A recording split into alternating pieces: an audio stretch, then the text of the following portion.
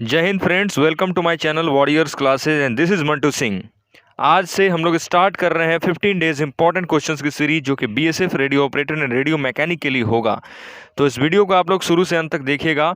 आज के इस वीडियो में हम लोग जो और यानी कि धातु, अधातु एवं धातु कर्म से संबंधित 30 क्वेश्चंस करेंगे।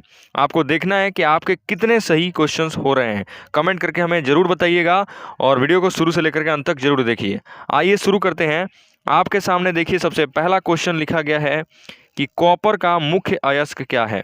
कॉपर का आपको बताना है मुख्य अयस्क क्या है। ऑप्शन में है cryolite, copper pyrite, galena and cinnabar. तो हम लोग एक एक क्वेश्चन को डिटेल में डिस्कस करेंगे।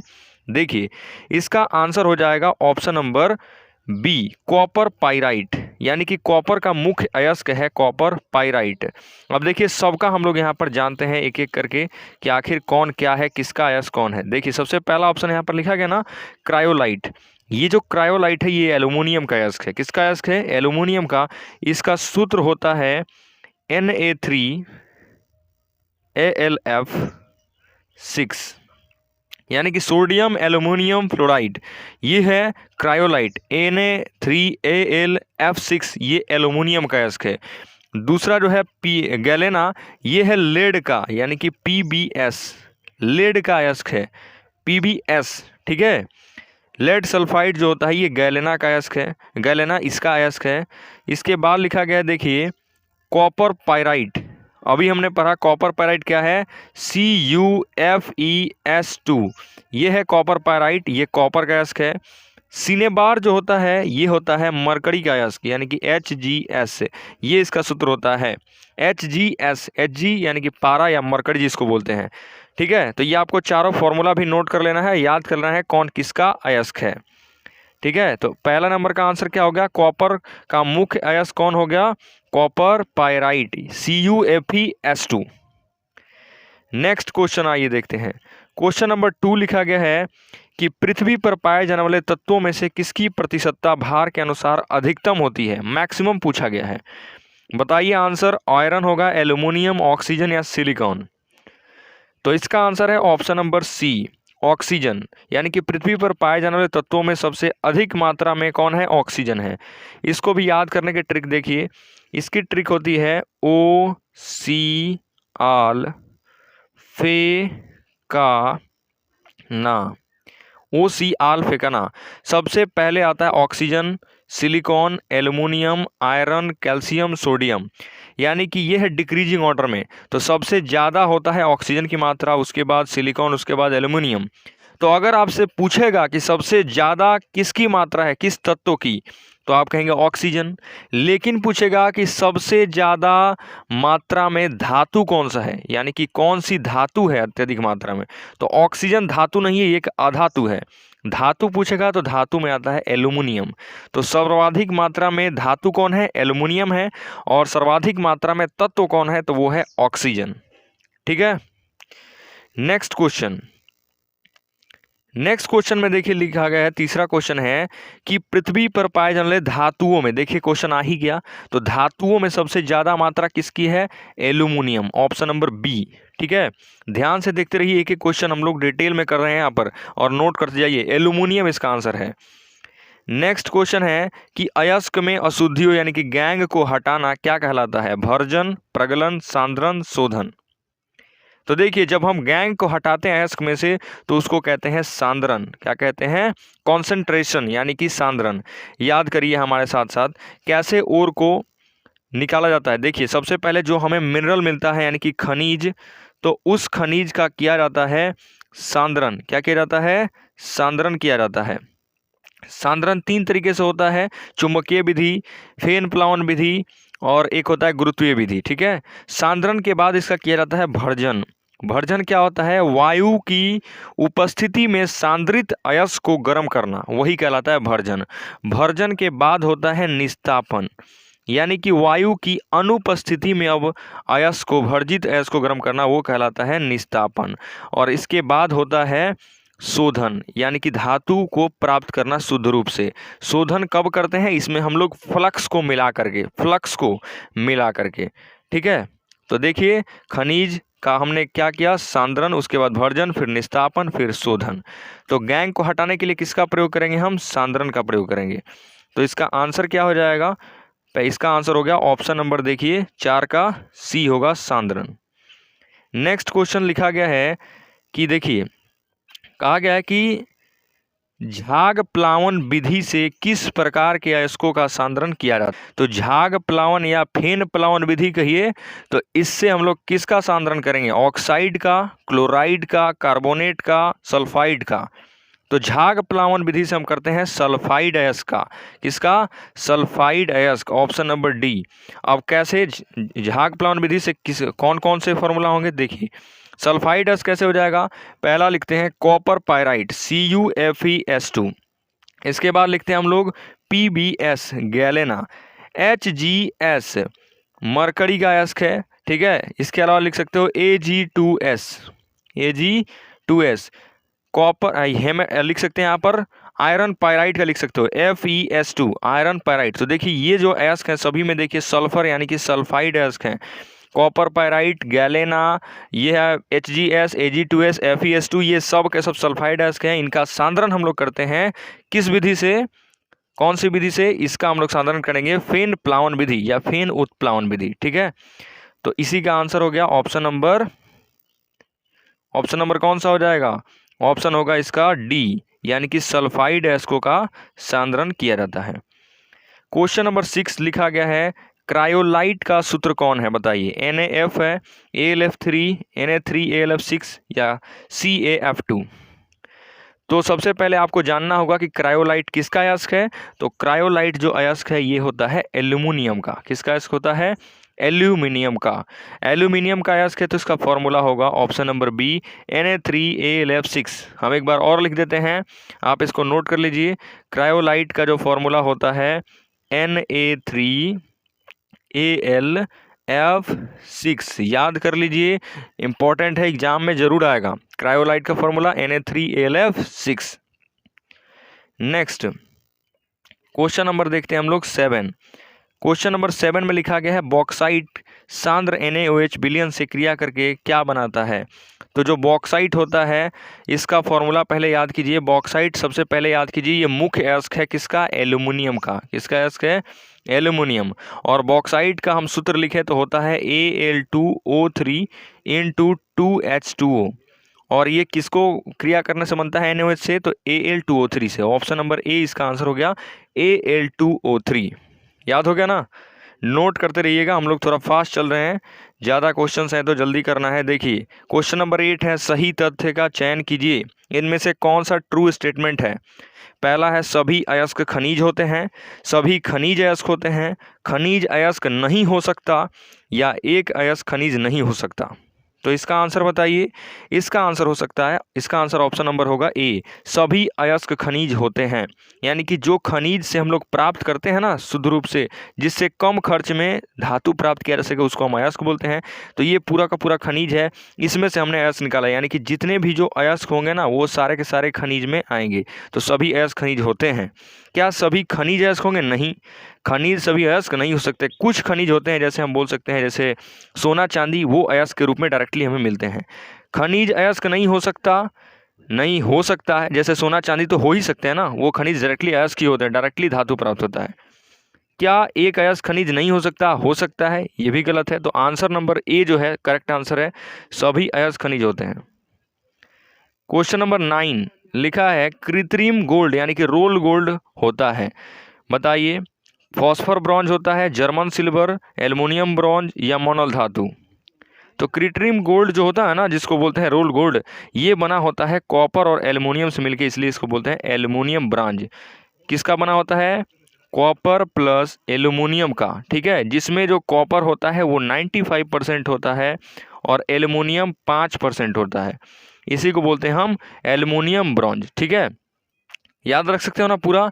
जर्मन सिल्वर किसका बना होता है, तो ये बना होता है copper plus zinc plus nickel से, इसको भी याद रखिए। German silver copper plus zinc plus nickel, ये भी पूछा गया है तो इसको याद रखना है, ठीक है। आइए नेक्स्ट क्वेश्चन देखते हैं 10। क्वेश्चन नंबर 10 में पूछा गया है कि निस्तापन क्या है? ऑप्शन है वायु की नियंत्रित मात्रा अथवा अनुपस्थिति में गैस को गर्म करना। बी में है वायु की अधिकता में अयस्क को गर्म करना। सी में है अयस्क को ठंडा करना। डी में है उपरोक्त में से कोई नहीं। तो हमने बताया ना कि सबसे पहले अयस्कों का सांद्रण होता है, उसके बाद उसका भर्जन, फिर निस्तापन, फिर शोधन। तो निस्तापन क्या हो गया? वायु की नियंत्रित मात्रा अथवा अनुपस्थिति, मतलब वायु हटा दो, उसमें से निकाल दो, तब गर्म करो, तो वो हो जाएगा निस्तापन। नेक्स्ट क्वेश्चन है CuOH whole twice CuCO3 copper का अयस्क है, इसका नाम क्या है बताइए। तो 11 नंबर में आपको नाम पूछा गया है। देखिए बहुत आसान है, आपको याद रखना है। 11 का आंसर ऑप्शन नंबर बी है मैलेकाइट। मैलेकाइट किसका अयस्क है? कॉपर का। मैलेकाइट, एजुराइट, क्यूपराइट, कॉपर पायराइट, सब किसके अयस्क हैं? कॉपर के अयस्क हैं। कॉपर का मुख्य अयस्क कौन सा है? कॉपर पायराइट है। कॉपर, और यहाँ पर लिखा गया है कि CuOH होल ट्वाइस CuCO3 किसका है? इसका नाम क्या है? तो मैलेकाइट। क्या नाम है? मैलेकाइट। चलिए क्वेश्चन नंबर 12 लिखा है कि प्रकृति में मुक्त अवस्था में पाई जाने वाली धातु, डायरेक्टली मुक्त अवस्था में मिले, कौन होती है? सोना चांदी, यानी कि रजत होगा। रजत मतलब चांदी होता है, सिल्वर। रजत सिल्वर को ही बोलते हैं। एल्युमिनियम नहीं होता है, सोडियम भी नहीं, लोहा भी नहीं, ठीक है। ये मुक्त अवस्था में नहीं पाई जाती हैं। नेक्स्ट देखते हैं 13, क्वेश्चन नंबर 13। इसमें लिखा गया है जो धातु ठोस अवस्था में नहीं पाई जाती वह कौन है? तो एक ऐसी धातु जो कि ठोस अवस्था में नहीं हो, यानी कि द्रव में होनी चाहिए, तो कौन होगी इसमें? ब्रोमीन, ग्रेफाइट, सिल्वर, पारा। तो इसका आंसर हो जाएगा ऑप्शन नंबर डी, पारा। सिल्वर एक धातु होता है जो कि ठोस अवस्था में है। ग्रेफाइट अधातु होता है जिसमें चमक होती है, याद रखिए। ब्रोमीन एक अधातु होता है जो कि द्रव अवस्था में होता है। ब्रोमीन एक अधातु जो कि द्रव अवस्था में। और पारा जो है ना, यहाँ पर मरकरी, ये क्या होता है? पारा धातु होता है, फिर भी यह द्रव अवस्था में पाया जाता है। नेक्स्ट, धातुओं के ऑक्साइड कैसे होते हैं? तो धातुओं के ऑक्साइड होते हैं क्षारीय। कैसे होते हैं? क्षारीय। और यहीं पर पूछा जाए अधातुओं कैसे होते हैं? तो अधातुओं के अम्लीय होते हैं। तो इसका आंसर क्या हो गया? ऑप्शन नंबर ए, क्षारीय होते हैं। चलिए नेक्स्ट देखते हैं क्वेश्चन नंबर 15। तो यहाँ पर ये क्वेश्चन में दिया गया है कि धातुओं का वह गुण जिसके कारण धातुएं चादरें बनाई जाती हैं, तो जिसको पीट पीट के लंबा सा चादर बना दिया जाए उसको बोलते हैं हम आघात वर्ध्यता। क्या बोलते हैं? आघात वर्ध्यता। नेक्स्ट क्वेश्चन देखिए, पूछा गया है कि निम्नलिखित में से स्वतंत्र रूप से पाया जाने वाला कौन तत्व है? तो जो मुक्त अवस्था में पाया जाता है, मुक्त अवस्था में सोडियम क्या पाया जाता है, या पोटेशियम, या सोना, या कैल्शियम? तो इसका आंसर है ऑप्शन नंबर सी, सोना। सोना चांदी जो होते हैं ये होते हैं मुक्त अवस्था में पाए जाने वाले तत्व। नेक्स्ट 17 नंबर क्वेश्चन है, निम्नलिखित में से कौन सा तत्व धातु नहीं है? यानी कि धातु नहीं तो अधातु हो चाहे उपधातु हो। सोना धातु है, लोहा धातु है, तांबा धातु है, एंटीमनी नहीं है। एंटीमनी क्या है? उपधातु। क्या ये? उपधातु है। या आप बोल सकते हो इसको आप अर्धचालक, ठीक है। अब देखिए नेक्स्ट 18 नंबर क्वेश्चन लिखा गया है। 18 नंबर में है आधुनिक परिभाषा के अनुसार अधातु वे तत्व हैं। तो अधातु क्या होते हैं? इलेक्ट्रॉन त्यागते हैं, इलेक्ट्रॉन ग्रहण करते हैं, ना इलेक्ट्रॉन त्यागते हैं ना ग्रहण करते हैं, इनमें से कोई नहीं। तो अधातु वे तत्व होते हैं जो कि इलेक्ट्रॉन को ग्रहण करते हैं। जैसे क्लोरीन हम लेते हैं तो इसके बाहरी कक्षा में 7 इलेक्ट्रॉन होते हैं, यह 1 इलेक्ट्रॉन को ग्रहण करता है, ठीक है। तो Cl- ये क्या है? एक अधातु है, ठीक है, याद रख सकते हो ना। तो जिसके ऐसे भी याद रख सकते हो, जिसके बाहरी कक्षा में 6, जिसके बाहरी कक्षा में 5 या 5, 6, 7 इलेक्ट्रॉन होते हैं वो अधातु कहलाते हैं, यानी कि ए इलेक्ट्रॉन का ग्रहण करते हैं। जैसे 5 है तो 3 ग्रहण करेगा, 6 है तो 2 ग्रहण करेगा, 7 है तो 1 ग्रहण करेगा।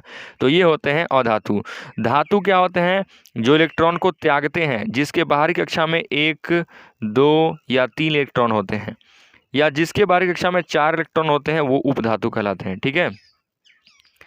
अब देखते हैं क्वेश्चन नंबर 19। इसमें लिखा गया है कौन सी धातु अपने ही ऑक्साइड की परत से रक्षित होती है, यानी कि जिस पर जंग लगे तो और मजबूत होती है, वो कौन सी है धातु? स्वर्ण, रजत, लोहा, एल्युमिनियम। तो इसका आंसर है option number D, aluminium. Aluminium एक ऐसी धातु है जिस पर जंग लगने से और मजबूत होती है, रक्षित होती है, याद रखें इसको। 20 नंबर क्वेश्चन है एंटीमनी क्या है? धातु, अधातु, उपधातु, मिश्र धातु। तो अभी ये तो हमने बताया कि एंटीमनी जो होता है Sb, ये क्या होता है? ये एक उपधातु होता है। ऑप्शन नंबर सी इसका करेक्ट आंसर है, ठीक है। नेक्स्ट देखते हैं निम्नलिखित में से मिश्र धातु कौन है, यानी कि 2 धातुओं को मिला करके बनाया गया। आर्सेनिक, ये तो अकेला होता है As, एंटीमनी Sb ये भी अकेला होता है, ये उपधातु है। पीतल ये है, पीतल को क्या बोलते हैं, कॉपर प्लस जिंक को मिला करके बनाया जाता है पीतल। ब्रास तो ये उपधातु है। टीन Sn होता है, ये एक धातु होता है, याद हो गया ना। मिश्र धातु कौन है, पीतल है। नेक्स्ट 22 नंबर क्वेश्चन है, वह प्राकृतिक पदार्थ जिससे धातु निष्कासित करना आर्थिक दृष्टि से अधिक लाभदायक हो, मतलब आसानी से जिसमें से धातु को प्राप्त किया जा सके, क्या कहते हैं, खनिज, गैंग, गालक, अयस्क। नहीं, इसका आंसर है ऑप्शन नंबर सी, अयस्क कहते हैं। खनिज क्या होता है, जो पूरा निकलता है शुरू में ही, यानी कि उसमें तो बहुत ज़्यादा खर्च लगेगा। गैंग जो होता है वो अयस्क में उपस्थित अशुद्धि को कहते हैं। गालक जो शोधन के दौरान मिलाया जाता है अलग से अशुद्धि, वही गालक कहलाता है। अब देखिए नेक्स्ट क्वेश्चन है 23 नंबर है, एल्यूमिनियम व आयरन अपनी प्राकृतिक अवस्था में नहीं पाए जाते हैं, क्यों नहीं पाए जाते हैं? क्या ये अधिक मात्रा में होते हैं, अक्रियाशील होते हैं, क्रिस्टलीय रूप में होते हैं, बहुत क्रियाशील होते हैं? तो इसका आंसर है बहुत ही क्रियाशील होते हैं, यानी कि ये क्रिया कर लेते हैं वायु की उपस्थिति में, इसलिए ये प्राकृतिक अवस्था में यानी कि मुक्त अवस्था में नहीं पाए जाते हैं। ठीक है। नेक्स्ट 24 नंबर क्वेश्चन है, एल्यूमिनो तापी विधि में एल्यूमिनियम कार्य करता है। तो याद रखिए एल्यूमिनियम जो है एक धातु है और धातु का ऑक्सीकरण होता है। ऑक्सीकरण होने के कारण यह बिहेव करता है एक अवकारक की तरह या अपचायक की तरह। तो ऑप्शन है ऑक्सीकारक, गालक, धातुमल, अपचायक। तो ये आंसर है ऑप्शन नंबर सी, धातुओं का ऑक्सीकरण होता है और वो कार्य करते हैं अपचायक की तरह, और धातुओं का अवकरण होता है अतः वे कार्य करते हैं ऑक्सीकारक की तरह। याद रखिए। ऑक्साइड अयस्क का उदाहरण क्या है? तो ऑक्साइड अयस्क बताना है, bauxite, malachite, zinc blende, फिलोस्फर।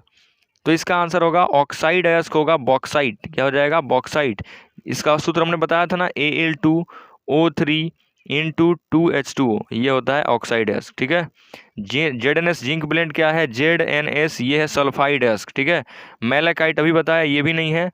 Next देखिए 26 नंबर, निम्न में से कौन सा एल्यूमिनियम का खनिज नहीं है, यानी कि अयस्क नहीं है? Cryolite, corundum, bauxite, anhydride.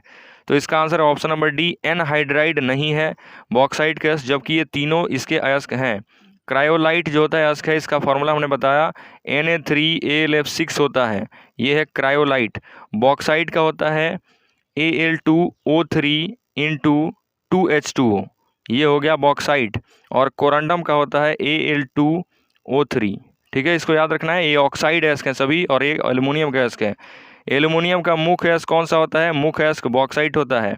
जिसमें पूछा गया खनिज नहीं है तो वो है एनहाइड्राइड।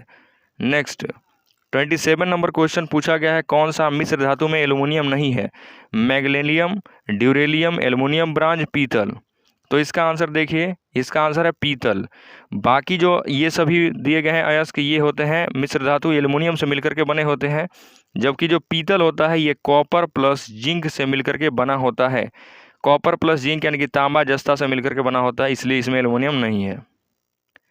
क्रायोलाइट है 28 नंबर क्वेश्चन है, magnesium silicate, calcium magnesium carbonate, sodium boro fluoride या सोडियम एल्यूमिनियम फ्लोराइड। तो क्रायोलाइट का फॉर्मूला देखिए Na3AlF6, नाम रखिए सोडियम एल्यूमिनियम फ्लोराइड, आंसर होगा डी। नेक्स्ट कोरंडम का सूत्र क्या है? तो कोरंडम का सूत्र अभी हमने बताया Al2O3, ऑप्शन नंबर है सी। ये किसका है? बॉक्साइट का। ये किसका है? क्रायोलाइट का। ठीक है, ये सिलिकेट का। थर्माइट मिश्रण है, थर्माइट किसका मिश्रण है इसमें पूछा गया है। तो 30 नंबर क्वेश्चन का आंसर है option number B, Fe2O3 and aluminium चूर्ण, यानी कि हेमेटाइट प्लस एल्यूमिनियम का अयस्क है। ठीक है, तो आज हमने किया है टोटल 30 क्वेश्चंस। अगर आपको वीडियो पसंद आए तो वीडियो को लाइक कीजिए, दोस्तों को शेयर कीजिए। ऐसे में आपके लिए सीरीज लेकर के आते रहेंगे। ये है आज का सीरीज 1, जिसमें हमने टोटल क्वेश्चंस किए हैं 30।